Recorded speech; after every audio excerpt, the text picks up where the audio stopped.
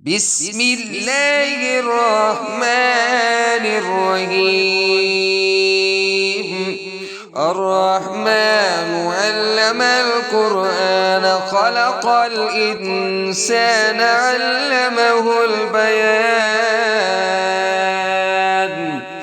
الشمس والقمر بحسبان والنجم والشجر يسجدان. والسماء رفعها ووضع الميزان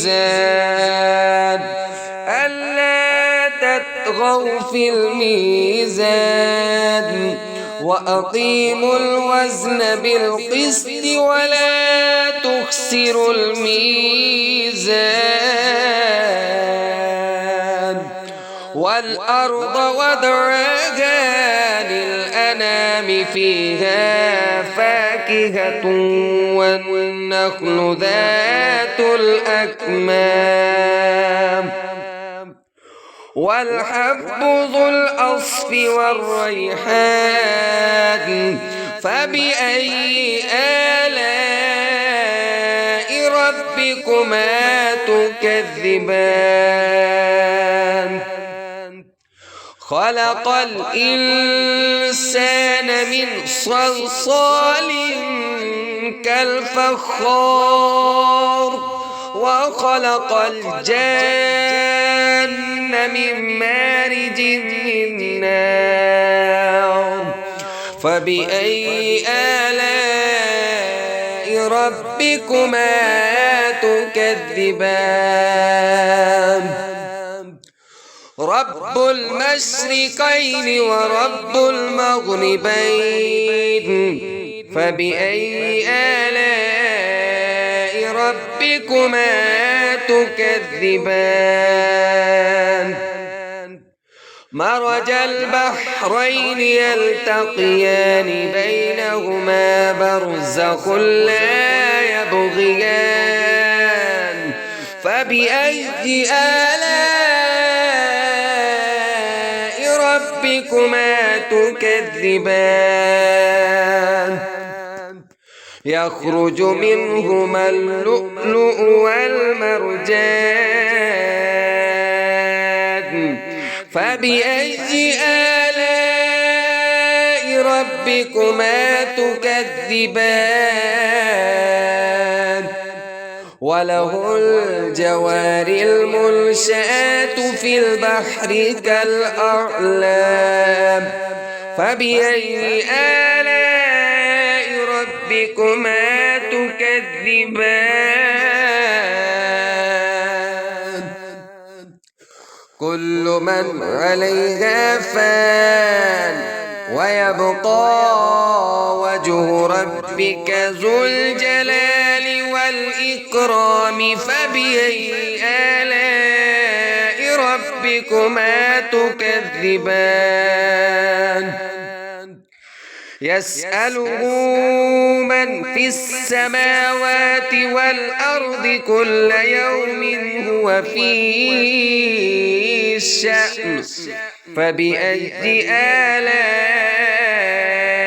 ربكما تكذبان؟ سنفرغ لكم أيها الثقلان. فبأي آلاء ربكما تكذبان؟ يا معشر الجن والإنس إن استطعتم أن تنفذوا من أقطار السماوات والأرض فانفذوا لا تنفذون إلا بسلطان. فبأي آلاء ربكما تكذبان؟ يرسل عليكما شواظ من نار ونحاس فلا تنتصران. فبأي آلاء ربكما تكذبان؟ فإذا انشقت السماء فكانت وردة كالدهان فبأي آلاء ربكما تكذبان فيومئذ لا يسأل عن ذنبه إنس ولا جان فبأي آلاء ربكما تكذبان يعرف المجرمون بسيماهم فيؤخذ بالنواصي والأقدام فبأي آلاء ربكما تكذبان هذه جهنم التي يكذب بها المجرمون يطوفون بينها وبين حميم آن فبأي آلاء ربكما تكذبان ولمن خاف مقام ربه جنتان